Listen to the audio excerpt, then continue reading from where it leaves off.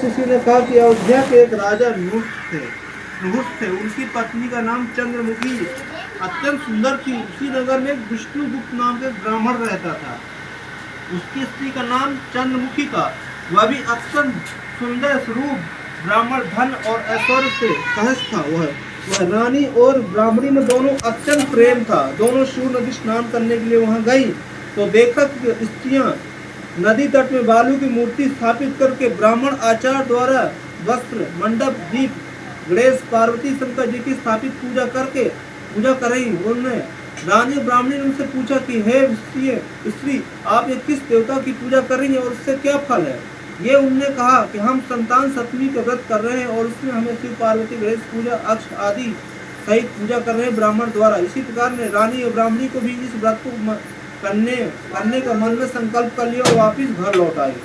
ब्राह्मणी चंद्रमुखी को इस व्रत को नियम पूर्वक करती रही, किंतु रानी चंद्रमुखी राजमत के कारण कभी करती कभी भूल जाती और कुछ समय बाद दोनों मर गई और दूसरे जन्म में रानी बदरिया की योनि और ब्राह्मणी मुर्गी की योनि पाई। परंतु ब्राह्मणी मुर्गी योनि में कुछ नहीं भूली, भगवान शिव की अपार गीत गाती रही। इधर रानी बदरिया की योनि में सब कुछ भूल गई। कुछ समय बाद दोनों का देह त्याग दिया, मर गई। तीसरे जन्म में मनुष्य योनि में हुआ। ब्राह्मणी ने एक ब्राह्मण के यहाँ कन्या के रूप में जन्म लिया और भूषण देवी रखा गया नाम।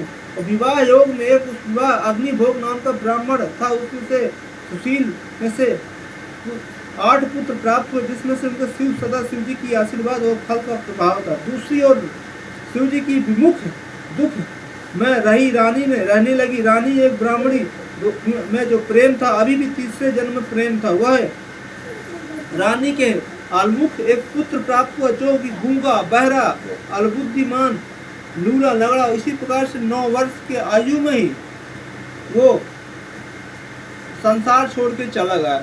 अब तो रानी पुत्र शोक में दुखी रहने लगी और वैभवयोग में भूषण देवी ब्राह्मणी ने रानी के यहाँ अपने सब पुत्रों को लेकर पहुंची। रानी ने ब्राह्मणी से इस वैभव 8 पुत्रों को देखकर रानी के मन में ईर्षा जलन होने लगी और ब्राह्मणी ने रानी के अपने 8 पुत्रों को छोड़ दिए और चली गई धाम पे। और 8 पुत्र को रानी ने लड्डू में विष जहर मिलाकर उनको खिला दिया। पाप मन में बस चढ़ गया था। इसी प्रकार से रानी ने देखा कि उसके एक भी पुत्र नहीं मरे, ऐसा कौन सा दान पुण्य फल करती है। जब ब्राह्मणी ने से आया उससे ऐसी सवाल पूछा, क्वेश्चन इसी प्रकार से कहा कि हे रानी, हे ब्राह्मणी, तुमने ऐसा कौन सा दान पुण्य फल किया जिससे तुम्हारे पुत्र नहीं मरे? मैंने लड्डू में जहर मिला दिया। तब ने ब्राह्मणी ने संतुष्ट मुख से बोली, मैं तुम्हें 3 जन्मों का हाल बता रहा हूँ, कृपया करके सुनना। विष्ट भेद में मुझे विष्ट है और मैं रानी ने क्षणी रहूंगी। ऐसे वचन सुनकर ब्राह्मणी ने कहा कि मैं तुम्हारे 3 जन्मों का हाल कहती हूँ, ध्यान पूर्वक सुनो। जब तुम राजा नुस की चंद्रमुखी नाम की पत्नी थी और मैं एक ब्राह्मणी थी। हम दोनों अयोध्या में रहते थे और मेरा तुम्हारा बहुत प्रेम था। एक दिन तुम शिव नदी में स्नान करने गए। वहाँ पर कुछ स्त्री संतान सप्तमी का व्रत शिव पूजन करते हुए देखा। हमने उस व्रत को करते हुए निश्चय किया, किंतु तुम राजमत के कारण कभी करती कभी भूल जाती। उसी का परिणाम फल है। इस व्रत को नियम पूर्वक में सदैव करती रही और दूसरे जन्म में तुमने बदरिया में मुर्गी की योनि मिली। शिव की कृपा कर इस प्रभाव तुम स्मरण करती रहो और प्रभाव से कभी करती नियम पूर्वक करती, तुम कभी करती कभी भूल जाती। इसी मात का यही कारण है।